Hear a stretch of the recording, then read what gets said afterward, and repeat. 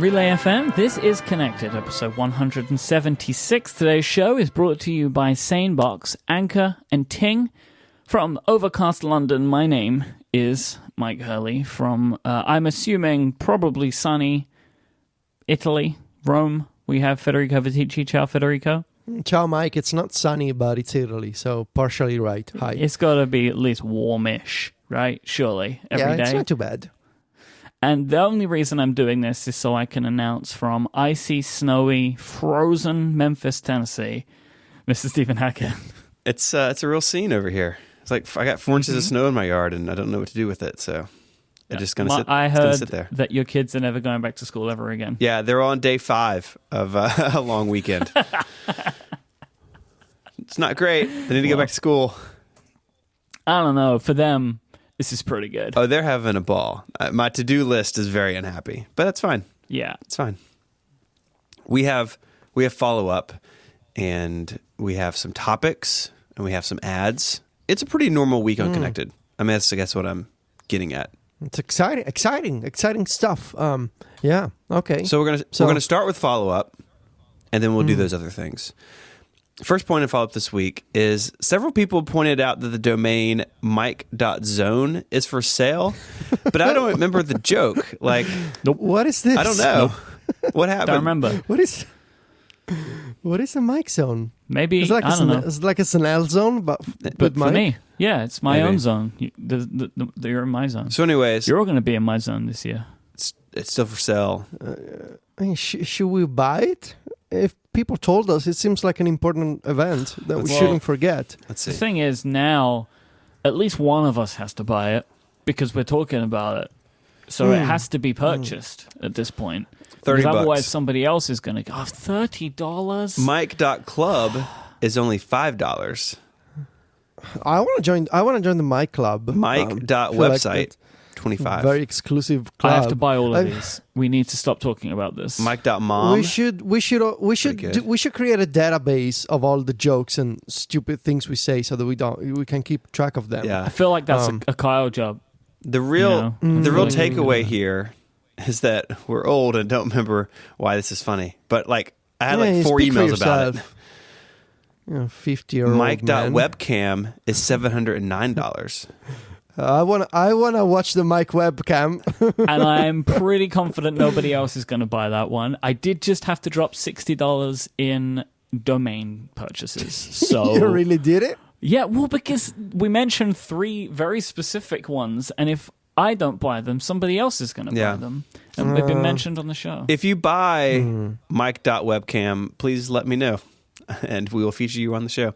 Last week, we were talking about the potential for a redesign of the Apple Watch, and Norm wrote in to say that they hope that Apple keeps compatibility with the existing watch bands and straps. And I'm curious how long you guys think they should do this. I mean, the watch has been out now, 3 years? Somewhere in there? Yeah. Would it be reasonable for them to redesign it and break compatibility with the straps, or do you think that that's a big no-no? I don't think the bands are keeping the Apple Watch innovation behind. No. I don't think the current situation with the bands is like with the 30-pin dock connector before they switch to Lightning. Yeah. I'm pretty confident that they will stay around for a while. I cannot imagine that those tiny connectors and the thickness of the band is keeping Apple from changing the design of the watch. So I think, especially because there's a collector's mindset about the current Apple Watch bands, I think they will be around for the foreseeable future. I just don't know what they would have to do in a redesign to break compatibility with the straps. Like, I guess they could change the width, but those seem like pretty standard sizes. But even if the watch was radically thinner, you're not going to like eat into the space where the bands go for a while. So I don't see it being a problem at any point in sort of the realistic future. The chat room is recommending that if they do it, maybe they offer a dongle so you could convert your old watch straps to the new body. I mean, that seems reasonable. I guess so. My thinking on this is eventually Well, yeah. this will happen. right? And I guess if you want to make it thinner, like if what you're really wanting to do is make it thinner, then maybe that you would need to do this, right? Like to slim the overall profile of the watch down. I don't know, right? But that would be my assumption of why they could potentially look to change this at some point. But I am a person who owns lots and lots of watch bands. I have bought many watch bands. And my feeling on this is like, if they do it, I'm not going to be like over the moon, but I accept that this is going to happen. Yeah. Like if this year Apple did this, I would be like, man, but okay, right? Like I've had 3 of these now. Or is it 4? How many watches has there been? I get confused now because of the series numbers. Technically 4, okay. But it's been 3 years. All right, so I've owned 3 of them, right? And so my thinking is, after 3, if they changed it, like, I would kind of understand, like, at some point would change. And my thinking of this was, I know that maybe people don't tend to buy tons of phone cases, but it's a similar kind of thing to me. Like, I will, over the life of an iPhone, maybe buy a couple of cases for it, either because one's broken or I like a new color. Like, I just bought the orange one because I really like the color. And I know that eventually this phone's dimensions will change and those cases won't fit anymore.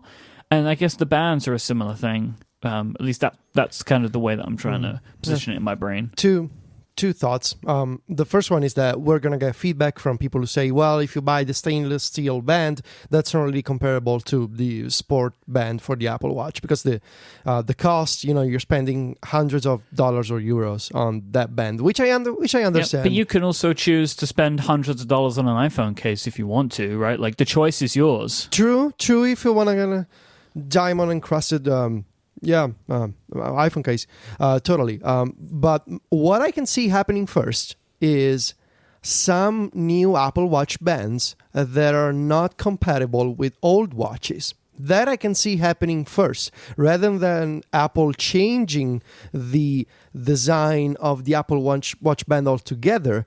I can see how in the near future we'll get a new Apple Watch and new bands that can only be used on the new watches, instead of saying, I'm going to buy the new band and I'll use it on my Series 2.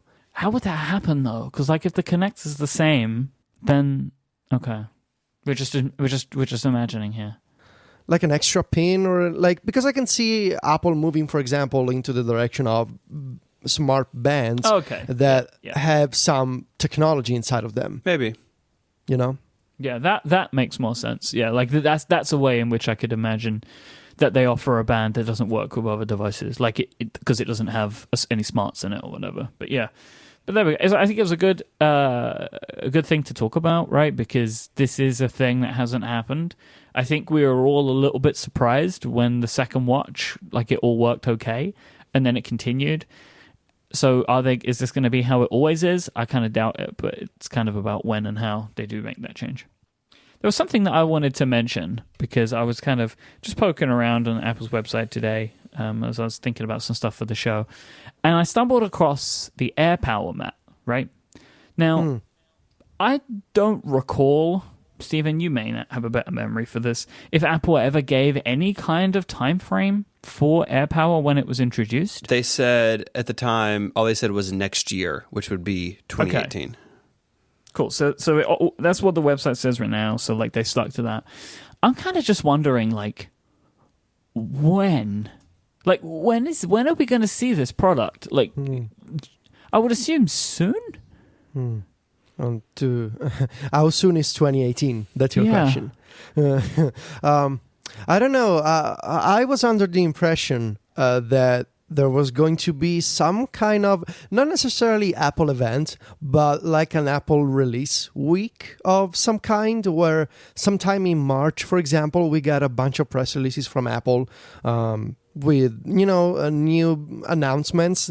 Maybe they could go together with an iOS 11 update, because in theory we should also be getting the iOS 11 update with the battery stuff, which I assume it's going to be some kind of 11.3. That's the usual modest size update that Apple does before WWDC. I mean, they did it. So one time it was a modest update. It's not a pattern, I don't think, but. Well, last year we got we got Find My AirPods. It tends to be bigger than it tends to. It's not groundbreaking, but it tends to be bigger. Come on, it tends to be bigger than the ones before. I think that is a pattern at this point. So I would be surprised if we don't get 11.3 with. I'm not saying that they're gonna have a redesign, but of major features like split view is now totally different. But dark mode. No, also not gonna happen. So anyway, I think there could be an iOS update and a few press releases, and Apple can announce a bunch of things without doing an event. So maybe it's there. All at the same time, coming in April. Yeah, okay. That makes sense. Like that, I think it would be really nice if they could release it with the battery thing. Just get the battery press release day. That would be kind of fun.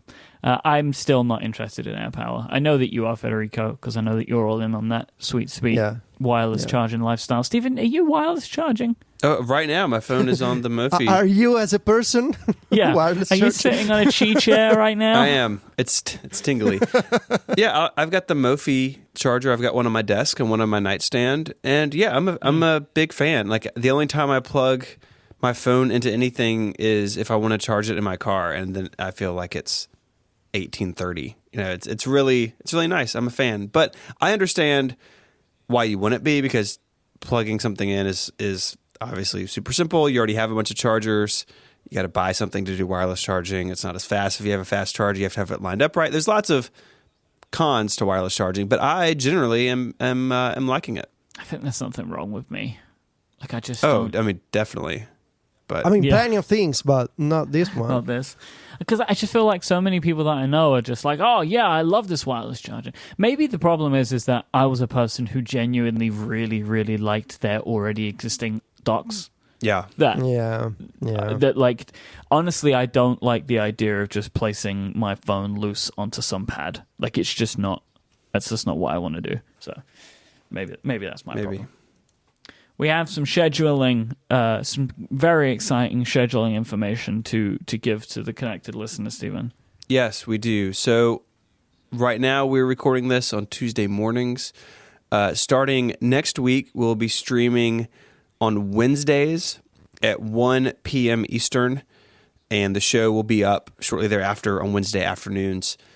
So we'll be a day later. We'll be on Wednesdays now, starting next week. Today is our last Tuesday show. So there you go. That's the announcement. You've been announced.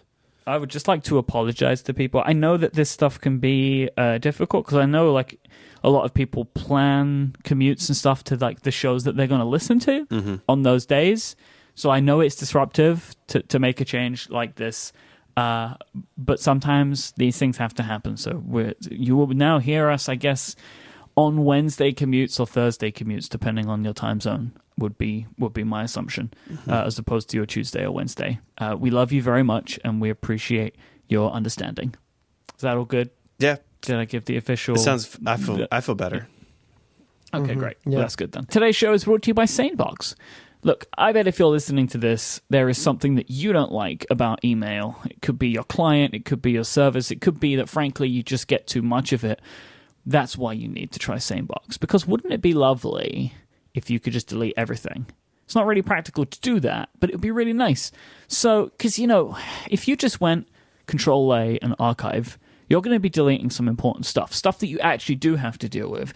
But the problem is, one of the huge problems of email is all the stuff is mixed together. The stuff that you want to deal with and the stuff that you don't want to deal with, they all look exactly the same. And at a glance, it's super difficult to try and decipher which messages need your attention. So you can't delete everything, because there might be some important stuff. So wouldn't it be nice if all of your email could be pre-sorted for you before it even hits your inbox? That's what SaneBox does. They sort through your email and move all of the trivial stuff to different folders, so only the messages that you want in your inbox are the ones that you need. And the great thing is that it works seamlessly with your current system and with any app. One of the best features of SaneBox is called the black hole. So if you get a bunch of emails every now and then from lists that you can't seem to unsubscribe from, all you do is you just drag or move that email, that sender, into the black hole, and you will never hear from that person again. With SaneBox, you can also set up email reminders, snooze your email, and so much more. Stephen, I know that you are a SaneBox user and have been for a little while. Can you tell me one or two of your favorite features? Yeah, and I know you are not an email snoozer, Myke, but I am sometimes. But I like to use the built-in Mail.app app. I don't particularly care for many third-party mail clients. But things like snoozing stuff you lose if you use the first-party app. But SaneBox has some really cool folders like Sane Tonight, Sane Tomorrow, Sane Next Week. And I can move a message into one of those folders. And then whenever that time comes around, so tomorrow or tonight or next week, that email is put back in my inbox. And I can even control what it does when it comes back in my inbox. I can say, go back with the original time it came in, put it at the top of my inbox as if it's new. You get a lot of control, but I get to use the built-in default mail client, which I want to use. And so SaneBox gives me the power user stuff that people enjoy elsewhere, but I get to do it the way that I want to. And I'm a big fan. I'm going to snooze something right now as I'm talking. See? Snoozed. That's excellent. Shouldn't be in your email, but what are you going to do? To help you get a little more organization in your inbox, we have worked with SaneBox to get you a great deal. Just go to sanebox.com/connected and you'll get a 2-week free trial and an extra $25 credit just because you listen to this show. You don't have to give them your credit card information or anything like that to try it out. So if you decide to buy it, it's when you put it in. So you've got nothing to lose. Check it out today and get your email finally under control. That is sanebox.com/connected. sanebox.com/connected. Our thanks to SaneBox for their support of this show. So, Panic. Panic is, you don't have to. It's okay, everything's calm. Too Maybe late. it's not the best way to begin. Panic at the Disco. I like those guys also. Yeah, I did too. That one debut album, man, I the listened latest to that album is so good. much. It may be, I just haven't listened to it. But that first album, I listened to that album like a billion times. I still remember the title, A Fever You Can't Sweat Out. Oh, I think wow. it's the name. What a great album. Yeah. If your computer has a problem at a party, is it a kernel panic at the disco? Oh, why do we still do a podcast with Steven? I don't know. Because he is the keeper of the follow-up and the explainer of the old things. So, Panic, the wonderful app developer, announced a couple of weeks ago that they were killing off Transmit for iOS. Well, I mean, it's not like that they're coming in and ripping it off our phones, but like they're just not gonna develop it anymore. Probably, it seems most likely.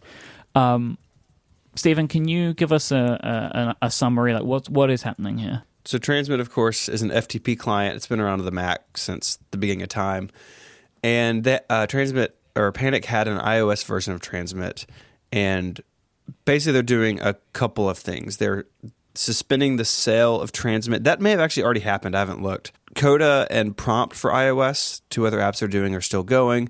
But basically what this blog post boils down to is that Transmit for iOS did not make enough money to cover its own development cost. And Panic, I think to their credit, is unwilling to sell something that they can't actively develop. So it could run forever with just maintenance updates, but they feel like that's not doing their customers justice, and so they are pulling the app from the App Store. The app will still work, assumingly until iOS, some future release breaks it, but it is effectively at the end of its life. They said that it made about $35,000 in revenue in 2017. That's not enough for them to even pay somebody half-time to develop it, and they believe the app needs a full-time developer at least.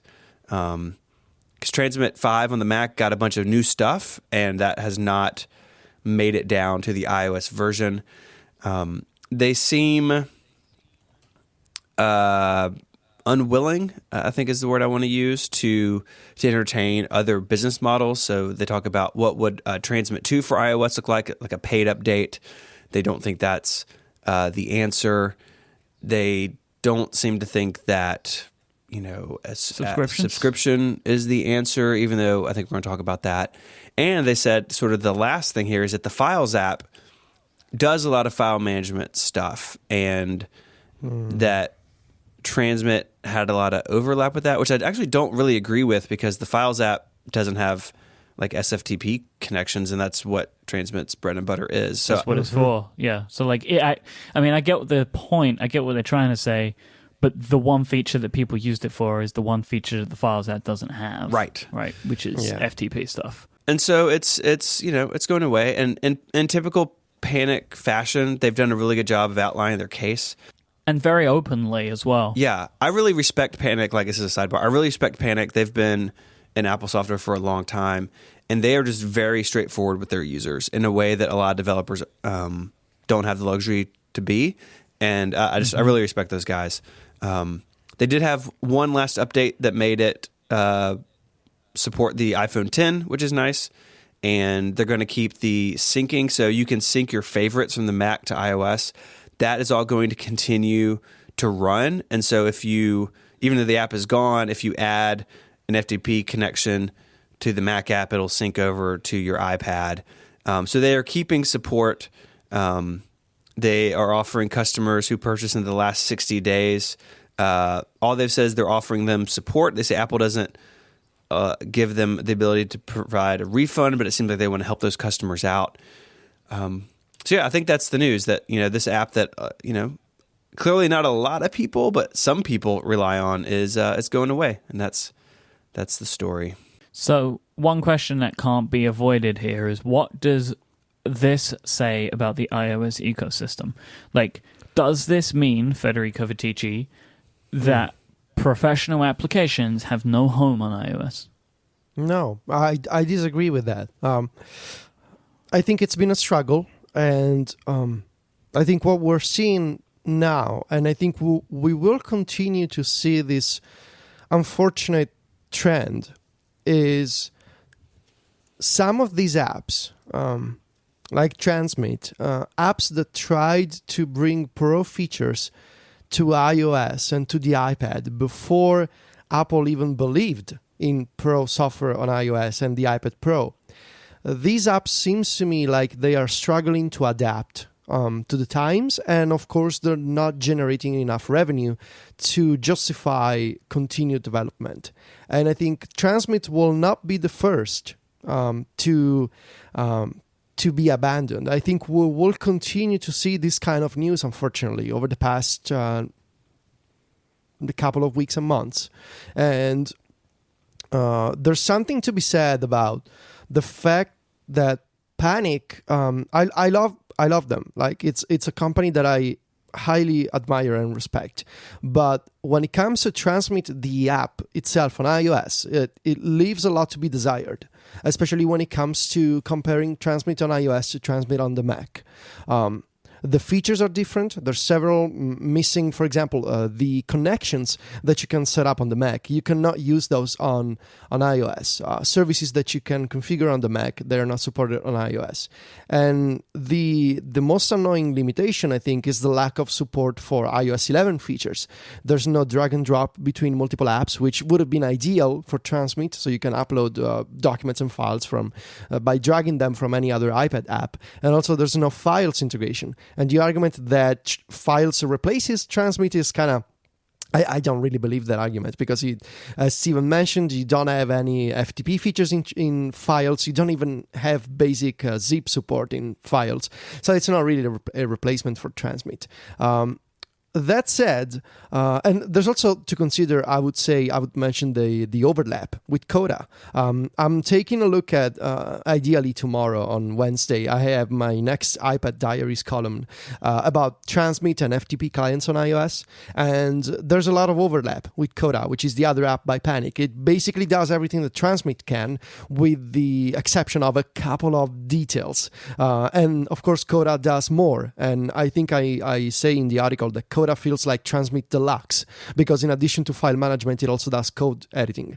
But So aside from the missing features and the fact that Transmit never adapted to iOS 11 and the overlap with Coda, there's something to be said about this transformational change to the App Store. I feel like a whole generation of pro apps that came before subscriptions, that came before the new App Store, came before the iPad Pro, those are, and if they don't have the resources to justify we want to continue investing on this product, they will struggle and they will be discontinued. And this is, when it comes to making pro software that didn't work before, that's totally on Apple, because you could argue that Apple didn't believe in the iPad as a professional platform and in iOS as a platform for professional software soon enough. They waited those couple of years where on podcasts and on tech blogs we were all saying Apple should really pay attention to these companies that are making pro software, but they should give them, those developers, the tools to sell pro software.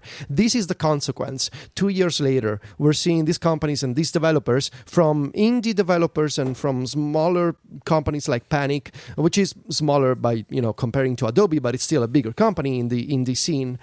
We will continue to see, I'm afraid, this kind of news, that apps that launched in 2013, 2014, when we were all saying, Apple, please pay attention to these developers, now they are going to be discontinued because they cannot justify major upgrades for iOS 11 and new form factors or new iPads. I hear what you're saying, and I don't necessarily disagree with it, but I do think apps like Transmit by companies like Panic, if they can't make it work on the iPad, I do think that may not say much about the viability of pro apps like on an individual basis, but I do think it says something pretty bad about the iPad ecosystem on the whole, and I think specifically the types of users that the iPad has attracted. So an FTP client is not the most exciting thing in the world. It's actually kind of the opposite of that, right? It is like apps like this are only used by people who are, have nerdy things to get done. They're uploading files to a server, they're building websites. I used Transmit on a pretty regular basis. I do it on the Mac all the time. I do it on my iPad some to upload our finished podcast files to our host.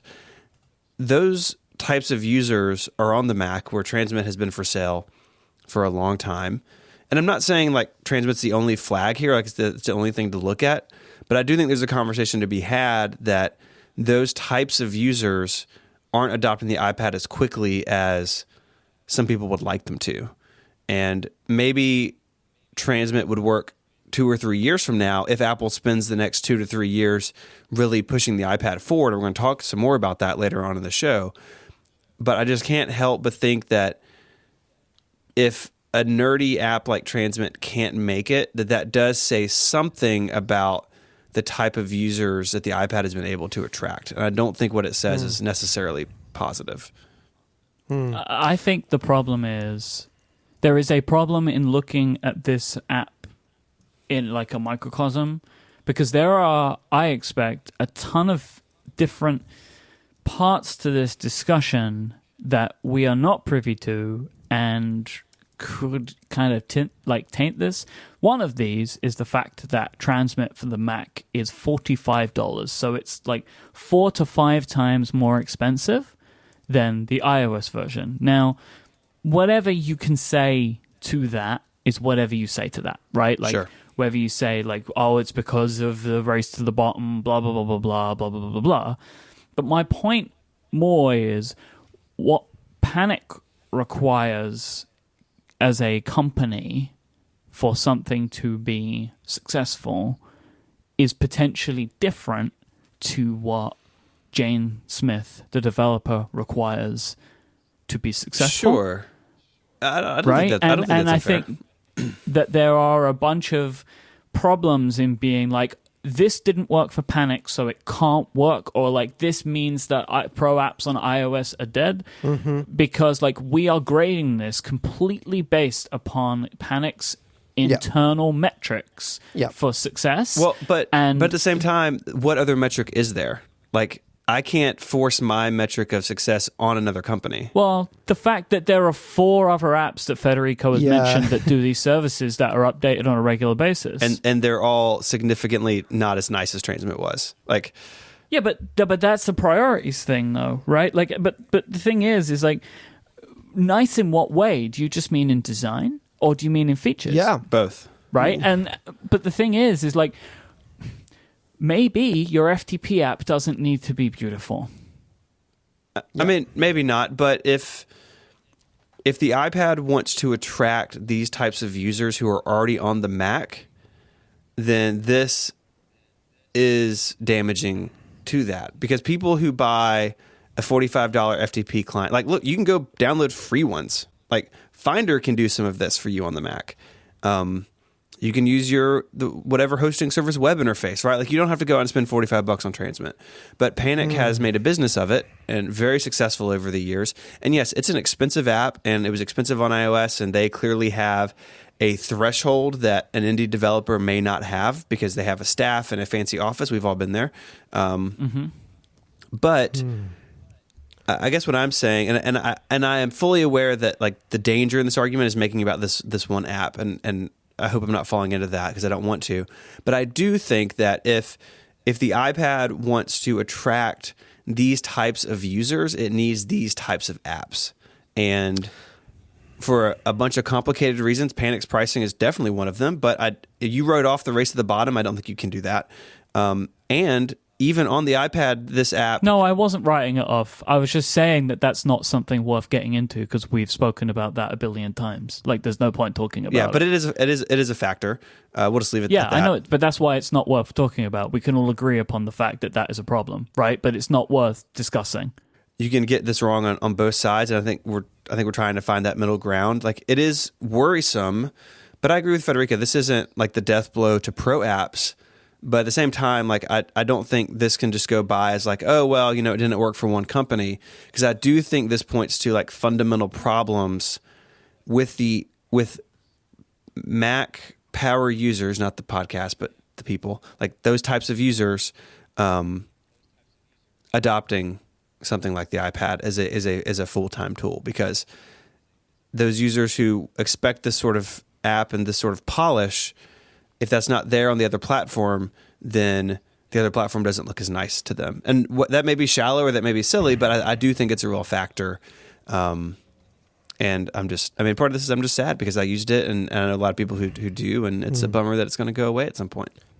The last thing that I want to say about this is there seems to me as if there's a common aspect between some long-time Mac developers when they approach iOS. And I've seen apps do this before, and maybe to an extent Panic fell into this problem as well, that they try to apply the same lessons that they learned on the Mac before the App Store, and they just bring them to iOS and to the iPad. For example, the thinking that all iPad users they care about beautiful design, or maybe setting a single price once and then not experimenting with it ever again, or maybe enabling new iOS features months after the release. And I think what these developers are discovering is that the iOS App Store, especially now with the iPad Pro, is a very different ecosystem than the Mac, than the Mac from the 90s and the Mac before the iPhone and before the iPad. And that the way, we are no longer in the... I don't know if you guys ever watched the documentary Mac Heads from how many years ago, I don't remember. But it feels to me as if a lot of developers, not Panic maybe, but a lot of them, when I see them on Twitter arguing about iOS, that they they still are in that kind of mentality of Apple as the underdog and the Mac head type of era. And it's not like that anymore. And the App Store now is different. It requires constant experimentation. It requires staying on top of changes to iOS. You just cannot say, because my app was successful on the Mac, now I take the same arguably beautiful design and attention to detail and the same price, and then, well, it just didn't work on the App Store, so it's totally Apple's fault. I don't think it's easy like that. And I think it's important to stay on top of the fact that the iOS audience is just different and iPad users have different needs.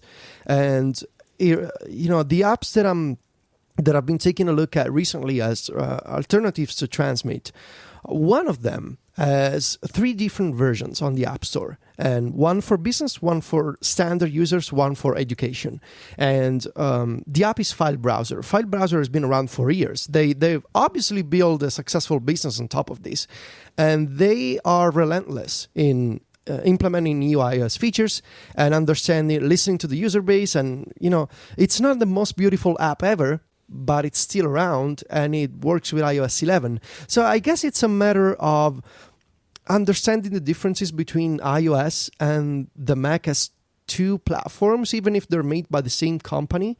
But I don't think the nostalgic, the old Mac way of selling software, I don't think it applies to iOS. Well, I think you've got a bunch of chocolate in your peanut butter there. Like I agree, like the business model and the needing to have new feature support. Like Mac developers have gotten out of that habit because the Mac hasn't had radical new UI features in a really long time. But I think that's separate from things like polish and good design that I do think users care about. Like these apps you're talking about, and they're going to be in the show notes. Most of them are like ugly as hell, and I don't know if... But they work.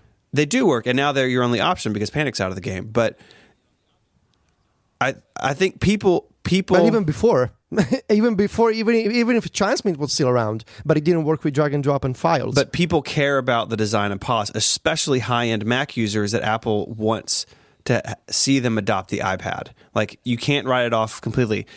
There has to be balance, I think, and I think that's what your argument is missing, that you have to have support for drag and drop and these new things. 100%, like, still, I go to use an app that doesn't support something new in iOS. I'm like, what are you doing? It's so frustrating.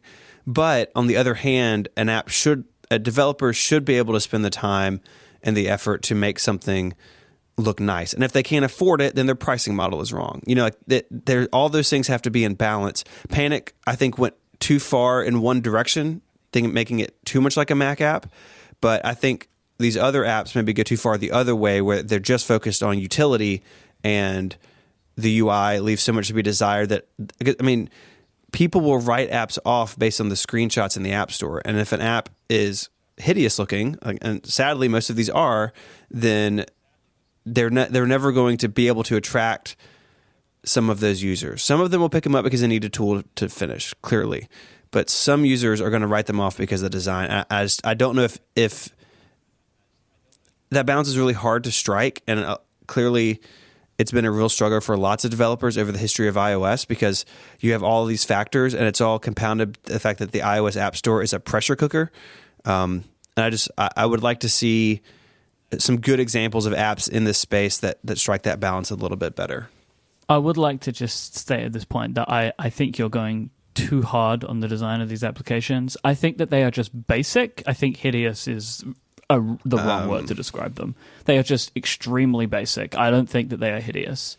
They're not like incredibly exciting and beautiful like Panic, but they're not... Fine, whatever. I mean, so you disagree with the adjective, but I think my point stands that if you are used to something like a $45 super polished app on the Mac, and your only option on iOS is something that is, okay, so it's not hideous, but it's basic or clunky, then that doesn't feel as nice, and so maybe you don't trust the app as much, or you don't feel like it's the right fit for whatever reason.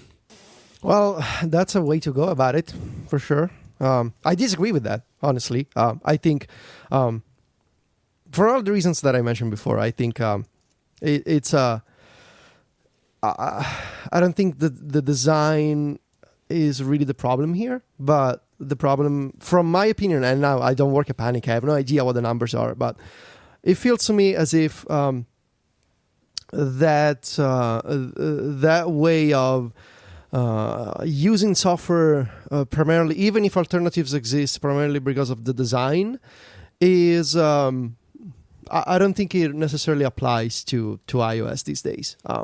I don't know. Maybe it's just me, but I'm looking at companies, for example, like Ulysses, and they have been able to adapt. They were around on the Mac for years, and they are going through some changes. But and they're just one example.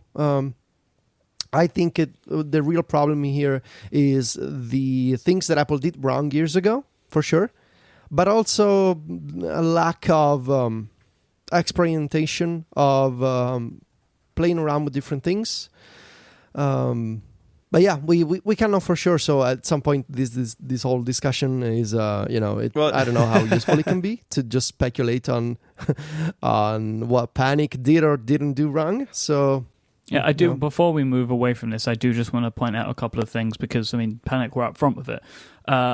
Last year, Transmit made $35,000, which I would expect for some people in most cities in the US, that isn't enough money.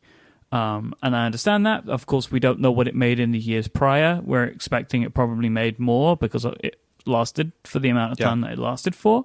So the revenue decreased over time. But I also want to just mention, because I think it is worth bringing up, that in the same paragraph, they talk about paid upgrades. So it is the idea that Federico is touching on is the idea of staying too fixed into your specific ways that you believe that your business works. When, I'm sure they thought about it. I would like to believe they thought about it. But Transmit really, really does feel like an app that you could get people to pay monthly for. And for whatever reason, they decided not to do that.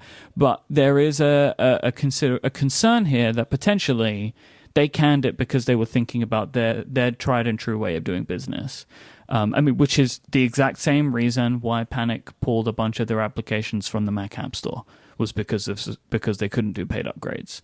So that is their business model, and it has worked very well for them. But it is, I think, worth pointing out that that is not the business model for app stores now. So that is something that I think is worth highlighting. That's a good because point. we have those pieces of information from them themselves. Do we want to stop talking about this now? Yes, please. All right, Federico, can you just very quickly rattle off your alternatives? File browser is the one that I mentioned, and Coda, and I would also say iFiles, which supports Rackspace Cloud Files too, which is our CDN that we use on Mac Stories. And these are, when it comes to FTP, I would say the three choices that I would try, and I go into more detail with screenshots and I explain a bunch of features in the next iPad Diaries story. I also want to give a shout out to Documents by Riddle, which in theory supports SFTP, but I wasn't able to make it connect to my FTP server.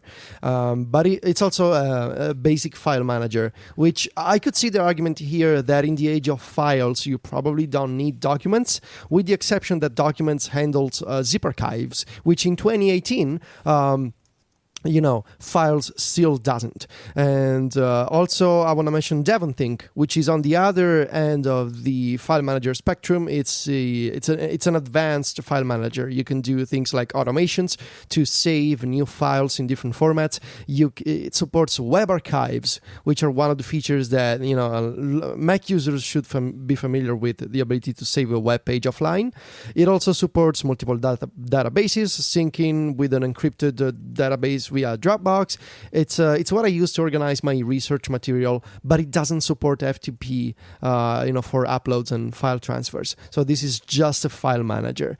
So I'm not sure what if I will stick with a single FTP client and file manager on my iPad, but I would say these are the alternatives you can play around with right now. And file browser is the only one that integrates with files with the file provider extension, so you can actually connect and browse your FTP server in the Files app.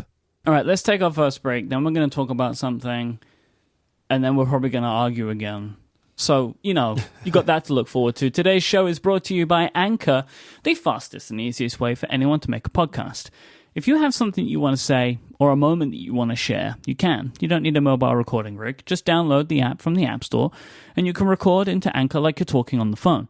Then Anchor takes care of the rest. As well as being able to create a quick podcast of your own, Anchor is also a really cool social network. You can follow people, call into their stations, leave them questions, and listen to some of your favorite people share their thoughts with you. I've been playing around with Anchor for a few weeks, and I love it. I love the design of the app. I love the fact that it can very easily create transcriptions of the things that you're talking about, which enables you to edit stuff. It's great. So what you do, if you want to edit a clip that you've got, right, you just let it create the transcription, and it shows you in text as the audio is playing. So you can choose where to trim based upon cutting off the words. It's very simple. It's a quick and easy way to get your thoughts out into the world. If you want to find out more about Anchor, there is a great way to do it. Go to my page at anchor.fm/Myke Hurley. You can find out more about Anchor and follow me. And the reason you should do that is because I am doing a persistent audio AMA with listeners of this show. Sign up for Anchor. Go to my page, you can press a button that says call into my station, and you can leave me a message, and I'll play back the best ones on my channel and give my answers. So go to anchor.fm/Myke Hurley to check it out and leave me an AMA question so you may hear it on my station. Our thanks to Anchor for their support of this show. So Federico, in a What have I done this time? stunning break from convention, you have decided for the first time to try a third-party iPad keyboard. I know you have no experience in this whatsoever. Yeah. What did you buy, and how is it treating you? Well, for years I've been using an Apple Smart Keyboard as my only iPad keyboard, and I thought, maybe it's time for a change. Maybe I should try some of those third-party iPad keyboards. And this is not really the truth. I'm not sure how I can keep pretending. New iPad keyboard, I've been using the Slim Combo, the Logitech one. We talked about it in our live show, Connected Live from Chicago back in October 2017. So you can go back and listen to that one. I've been very happy with the Slim Combo at my desk.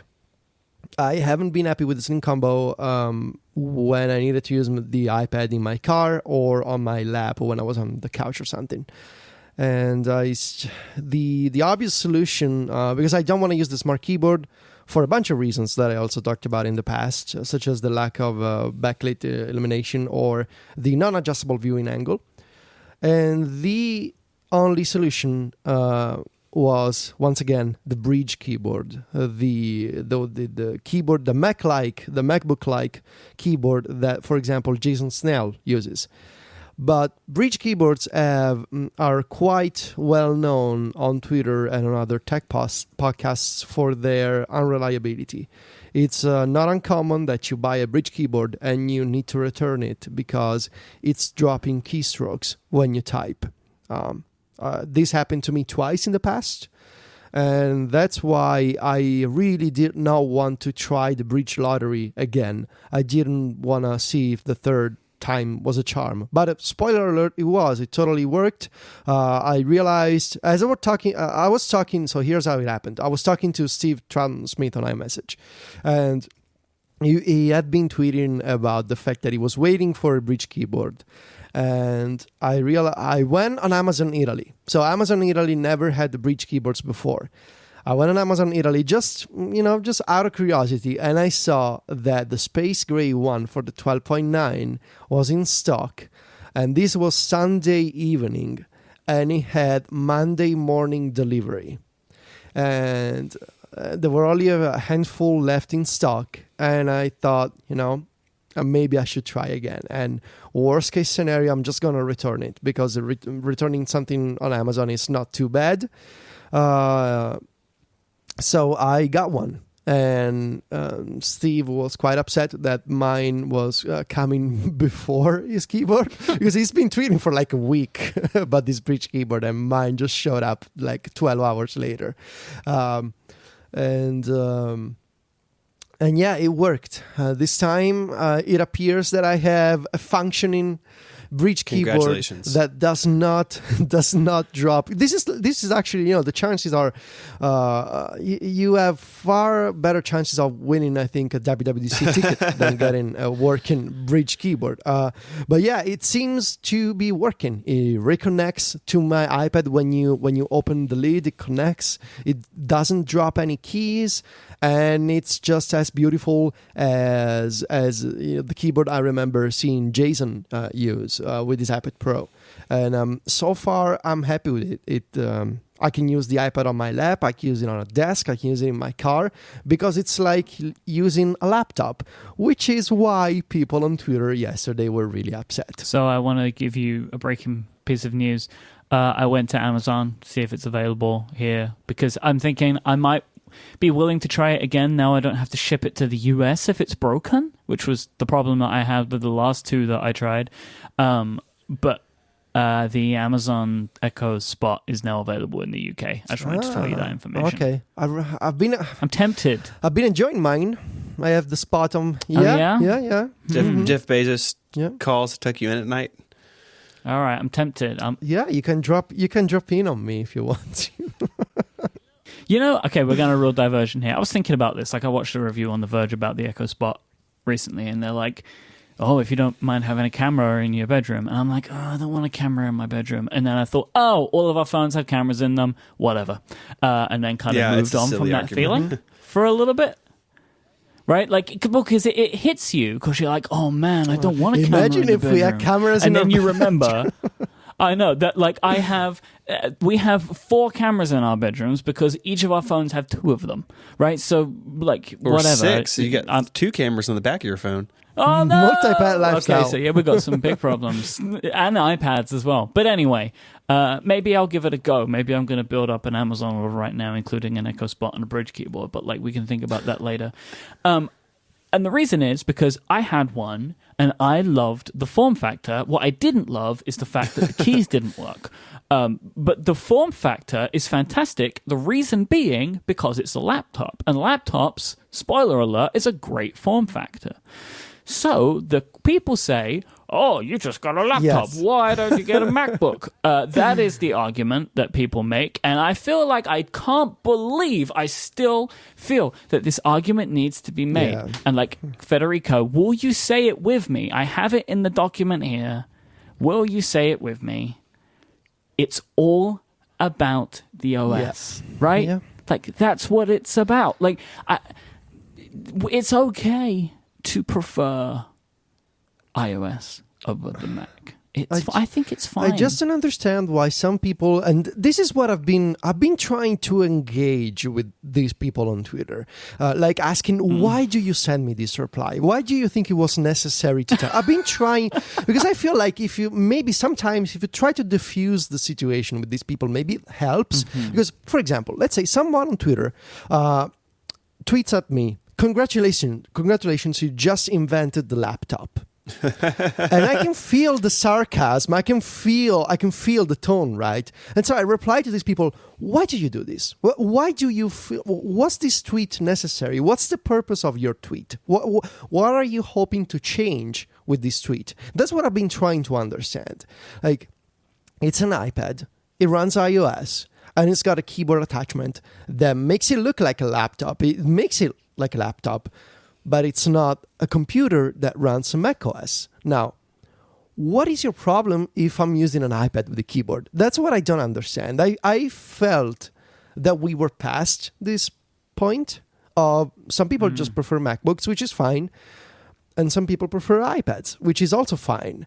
I don't understand why some people feel the need to reply in that way on Twitter. And when you reply to them, they don't reply back. So all the people that I asked, why do you do this? Why do you feel like it's necessary for you to point out to me that I made the iPad into a laptop? And they never reply. Because maybe they just want to get into a fight and, they just want to annoy you on Twitter, which is sad because I would like to have a conversation with these people. I would like to say, what makes you angry What makes you angry? I mean, or, maybe they realized that they were making a dumb joke and obviously it didn't work because it only annoyed you. Like, that could be a big reason for a lot of people. Like, a lot of people aren't trying to upset you. They're just making a joke. But there are people that, like, make these comments and they believe that what you're doing is saying that the Mac is bad. No. Like, and I don't...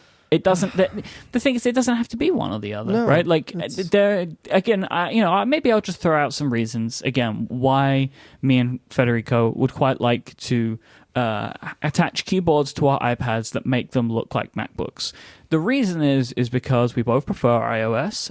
We like the ultimate portability that comes along with it, and this is in two different ways. The way that I look at it, my iPad is more portable than my Macs, but also, my iPhone is the most portable device of all, and it shares a consistent OS and experience with my iPad.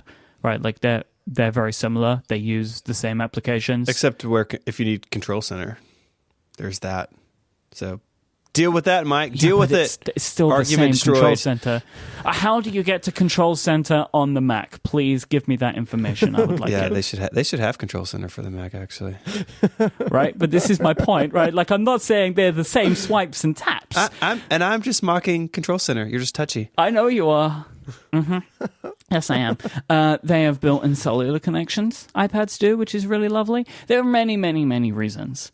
And the thing is, like, this is just what we like. And it would be really nice if they could make a keyboard that really worked very well. So, Stephen, why don't you ask your question?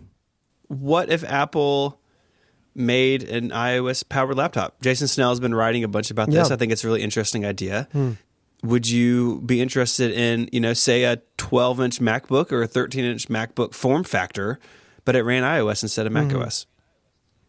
Here's my answer. Here's my question before I answer, because I need the specifics. Would the screen be detachable? I mean, Apple doesn't believe in that, so I would say no, just for the sake of our conversation. My answer would be, I would consider that device for the home, but I would still like a screen that I can detach, because I really like the idea of the convertible, that I can pick up the screen and use it with the software keyboard, or put it into the thing and it becomes a laptop. I really like that, but I would still consider, because I want an iOS laptop. Even if I won't buy one, I want the iOS laptop to exist, and yeah.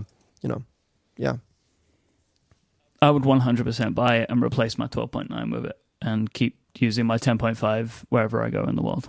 I think it'd be really interesting. And Apple seems allergic to experimenting with form factor on the notebooks. Like, there's no 2-in-1s, there's no touchscreen on the Macs, and the further we get into this, the more it seems like that all is a mistake, that these devices are popular on the other side of the fence, and Apple doesn't have anything to show for it. So I find that the conversation really interesting. There'll be links in the show notes. Jason Snell has written 2 columns at Macworld, basically one listing the pros and the other listing the cons. Is a very interesting approach.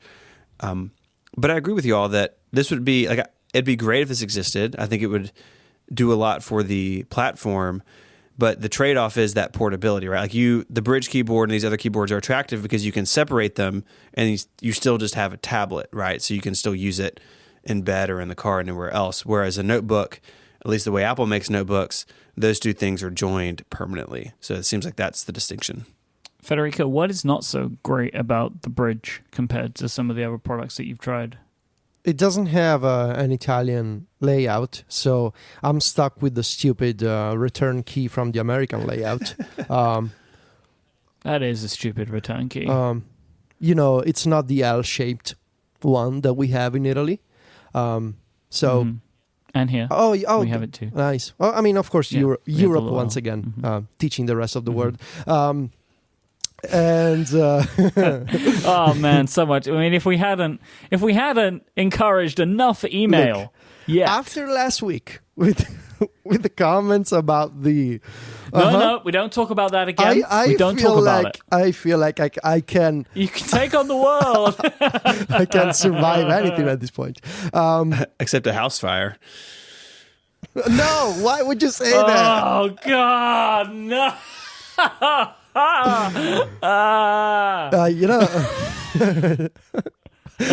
tried to explain the situation to Sylvia. She was like, why? Why? No, her question was, why do you still like people? Something like that. Man, she's my kind of person. So, yeah. So anyway, it doesn't have the Italian keyboard layout. Because of the way that the hinge is designed, the iPad sits lower than the keyboard, slightly lower, which makes it more difficult, not impossible, but more difficult to swipe from the bottom to open the dock and control center, because the keyboard kind of gets in the way. As I saw someone on Twitter saying that they also have a bridge keyboard, and that was really clever, actually. They cut two small pieces of foam and they put it in the two attachments of the keyboard to raise the iPad a bit higher so that it's not a problem when swiping from the bottom. And I might consider something like that, but my foam cutting skills are not too great. Not that I know, I'm just imagining. It's Bluetooth, so it doesn't have a smart connector, and that means that, well, it means that you don't get all the latest smart connector issues on iOS 11, but it also means that you gotta wait a couple of seconds for the keyboard to connect, which is and the battery, the battery. You gotta think about that. You gotta charge it every couple of months at least. And finally, this is a design flaw, I think, of the bridge keyboard. It doesn't have the keyboard / case. It doesn't have like a lip on the side, so that if you want to open, because it's got a magnetic connection and it's quite tight, but it doesn't have like a cutout to place your fingertip and detach them. It can be a little tricky to open the bridge keyboard when it's closed on top of the iPad screen. It's not, like MacBooks, for example, they have a cutout, so you can place your finger and raise the screen. This doesn't have a cutout, so I've noticed since yesterday. I've already noticed that. For example, Sylvia said, "So show me this keyboard." I was like, "Hold on, I cannot find a way to open it," because I was kind of struggling. You used to do that tiny crowbar with you at all times. Yeah, or I should grow a single fingernail longer than the others. Please don't do that. Whatever you do, please don't do that. Some people do that. I always thought it's super know, gross. And I really don't want you to do it. I think it's for different reasons besides an iPad keyboard, but I'm not sure. No, I don't know what that is. I don't want to know. I want to move on. It. Please. So anyway, iOS laptop, please. Bridge keyboard finally works, but if you want to get one, please be aware that it's a lottery. And as with other lotteries, if you don't win, you're going to be sad. Only in this case, you also got to return a keyboard to Amazon. And if I'm making a very timely joke here, if my Twitter timeline is anything to profess to, if you do win a lottery, you can tweet about it and get people to retweet you in the hopes that they will give you some money. I don't know if you guys have been seeing this, but this keeps popping up in my timeline. That guy who won like the $400 million thing, whether it's true or not, like there's a tweet going around that he's going to give people money if they retweet it or something. Really? Like I can't. Yeah. Well, I'm not giving anybody any money if they retweet my keyboard key pictures. That's not gonna happen. So.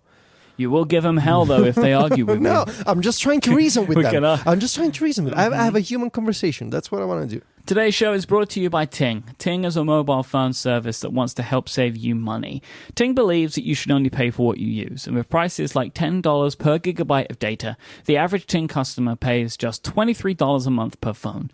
If you're in the US and you use a cell phone, probably all of you, all of you in the US. I say that every time, but what I mean is everybody in the US uses a cell phone. I know that we have international listeners. I'm one of them. But anyway, if you're in the US and you use a cell phone, you'll love what the folk over at Ting can do for you. They don't believe in contracts, overage fees, or unlimited plans with tons of catches. They have top-rated, no-hold customer support. When you call Ting, you'll get through to a real person. They are focused on offering the best prices that they can for their customers over at Ting, and any savings that they can make, they will pass on to you. 80% of the devices made in the last 2 years can come to Ting, and Ting offers both GSM and CDMA. And they even offer all the latest iPhones as soon as they launch, along with Apple Care too. So if you want to go and pick up a brand new iPhone with a great new carrier, maybe you should try out Ting. And if you're stuck in a contract currently, they're going to offer you 25% credit of your early termination fee as well, up to $75 per device that you bring over to Ting. To get started, go to connected.ting.com and use their handy device checker to confirm your phone can make the move. And if you're looking to upgrade to a new device, they have plenty of options available in their online store. Listeners of this show can save $25 on select devices or keep it as Ting credit. Just go to connected.ting.com and see how much you can save. Our thanks to Ting for their support of this show.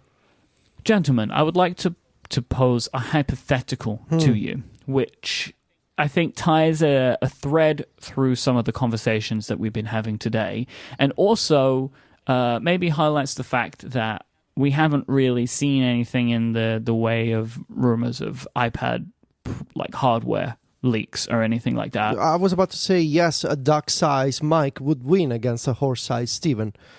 But it's not about that. It's about okay. It's about okay.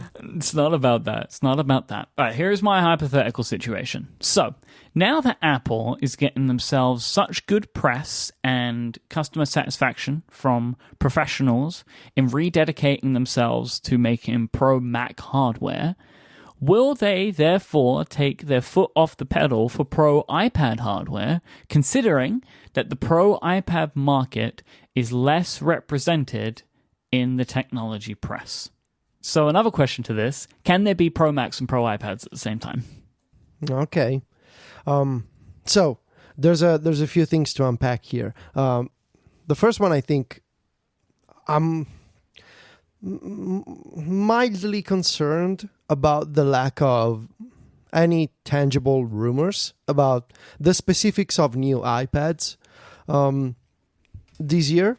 Now, I don't think last year the rumors mentioned the stuff like ProMotion, but I remember that there were rumors of 10.5, a new iPad form factor, and I wonder if there's any new iPad hardware in the pipeline coming soon or soonish, or if we're gonna have to wait until September, or if we're not gonna get any new iPad in 2018. I want to believe that the iPad release cycle will not stop. That we're not going back to the days of it's been 2 years, I guess, time for new iPads. So I wanna see Apple continue releasing new iPads and new iPad software features in iOS. So I feel more confident about the software than about the hardware at this point. But the other question is, what about the relationship with the press and the fact that the tech press has liked the renewed commitment to the Pro Mac hardware line and community? And the problem here, I think, is that the usual circle of tech press that Apple works with, they tend to be Mac users and they tend to be pro Mac users. At least it's very common, whether it's a website like The Verge or TechCrunch or someone like John Gruber. Podcasts like this one. Right? Yeah. Like me and Steven are both very happy about this, right? Like about the iMac Pro and the Mac Pro and stuff like that. But especially when you consider it's everywhere. When it's time, for example, to see the new hardware, those websites are going to be more excited, I think, about the new Pro Macs than new Pro iPads. If only because they use them more. It's like if you send me an iMac Pro for review, I would be happy. It's a new Apple machine. It's a powerful one, but it wouldn't be over the moon because I don't use it every day. And I guess the same happens with the iPad. So I do wonder, does Apple sort of say, let's put the iPad on hold for now. Let's totally focus on the Mac and make sure that we get good press, we get good coverage, and so that we can sort of counter the all the negative press that we got in 2017 until we announced that we were committed to the Mac and all the problems that happened with the MacBook Pro, for example. That would make sense. but I'm concerned about it as an iPad user. But on the other hand, my counter question would be, are we sure that doing that wouldn't create another problem? Because I do remember, so people have short memory maybe, but I do remember all those years until iOS 11 saying, well, the iPad is dead. Apple is not going to doesn't care about the iPad anymore. Look at iOS. It's a joke. The iPad as a computer, it's a joke. And I know because people have told me so many times on Twitter and over email. So now that the iPad is fine with iOS 11 and the latest iPad Pros, it doesn't mean that if Apple stops innovating on the iPad, people will not go back to complaining and to writing blog posts and to saying the iPad is doomed. So ideally, it should be a balance between the two, and it should be both. Because Apple is a big company, with a lot of resources and different teams working on different products. So I think it would make sense for Apple to cater to the Mac aficionados in the press, but also it would make more sense to keep everybody happy so that you get the Mac people are happy and the iPad people are also happy, and so you get no negative coverage anywhere. So here's my feeling on this, why I think this is okay. I think that WWDC was the was the effective Mac roundtable, but for iPad users, because we got a ton of new features and new hardware all at the same time. Like, it was the acknowledgement that professional iPad users also had been in the weeds a little bit, and that things had kind of just slowed down significantly, but it wasn't as bad as it had gotten for Mac users at that point, which was why Apple didn't need to come out and be like, okay, like, we have to tell you in advance what we're doing so you'll feel better, right? I think we kind of got what we wanted for professional iPad users at the kind of time that we expected to get it. Like, if this stuff hadn't been ready for June, and maybe it was going to come out a little bit later, I would have expected them to also kind of come out and say, hey, we're going to do this. I can do a little, like, maybe tack on the iPad stuff on the end of the Mac roundtable thing or whatever. By the way, don't leave. We have one more thing. Like, we're okay.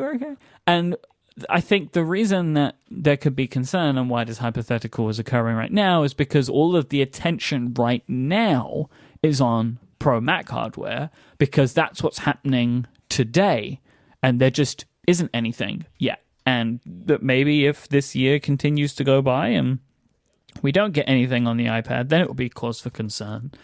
But I also, I said this and I believe this, I don't think that we are on an annual cycle for iPad hardware. I think we're on 18 to 24 months, which is probably why we haven't seen anything. I think the earliest that we see any new iPads will be September.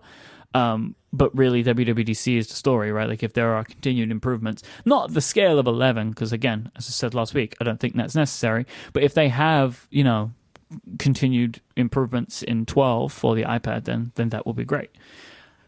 But I guess the other point, and I'll ask this to you, Stephen, is it possible for Apple to focus on both of these professional markets at the same time? Do they have the capability and capacity to do it?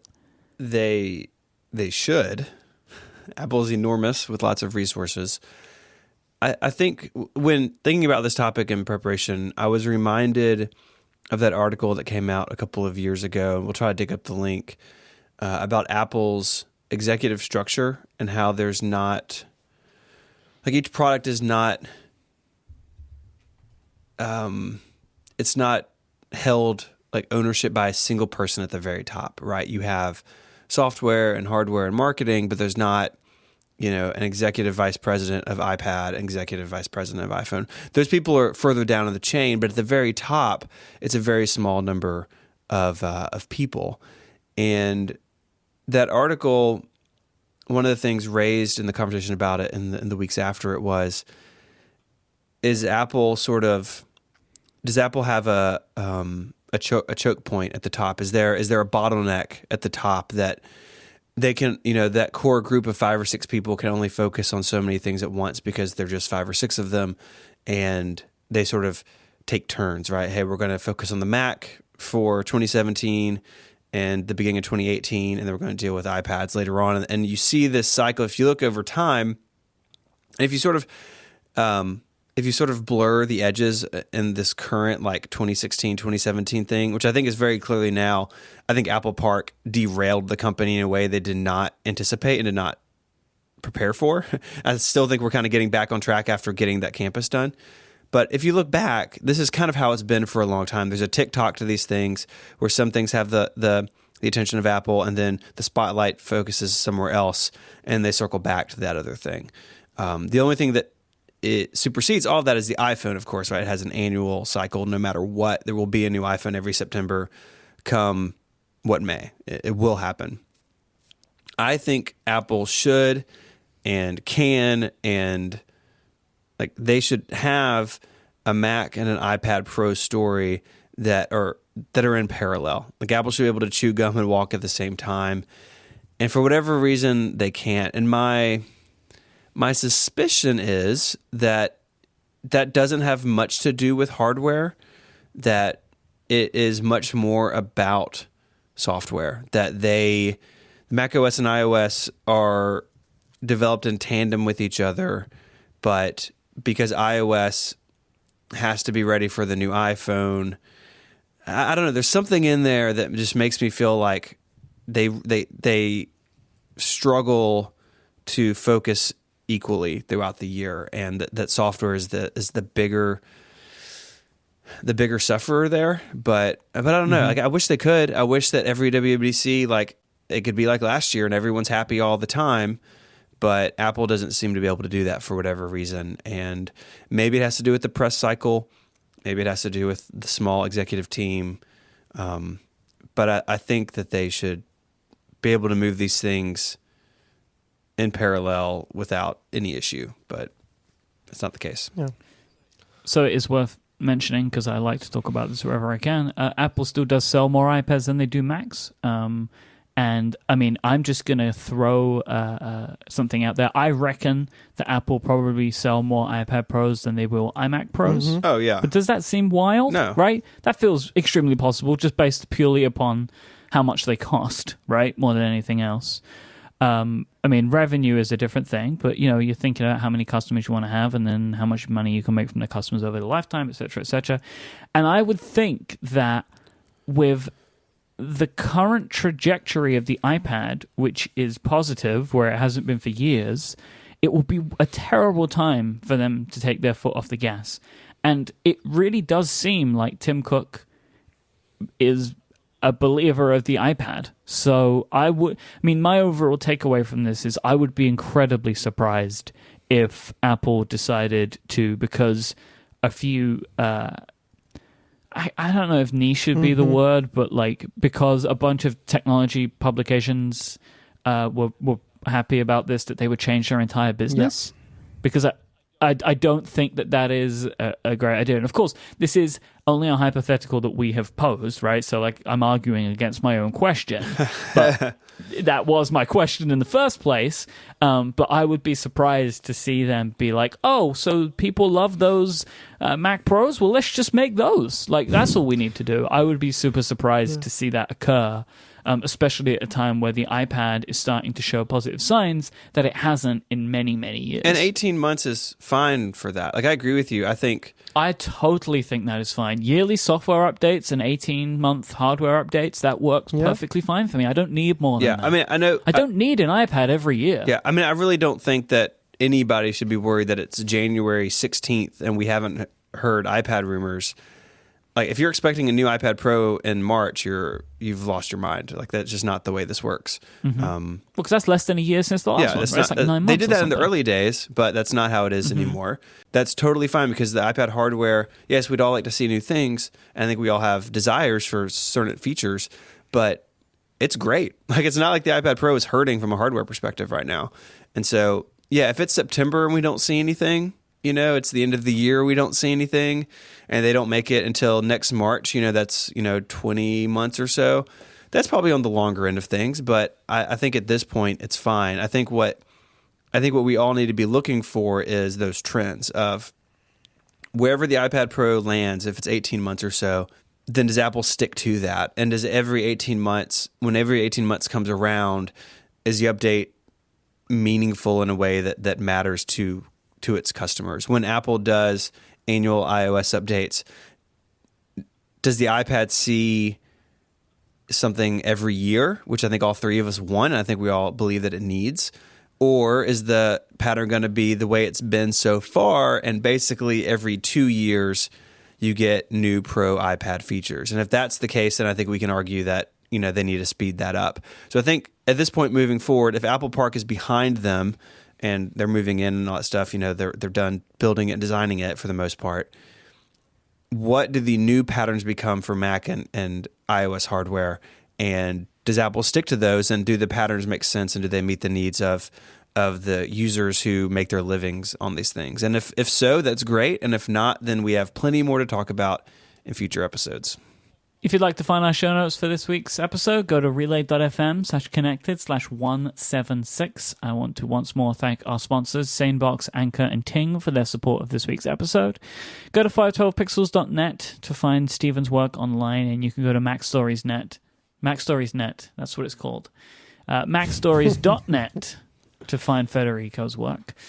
This show is a part of Relay FM.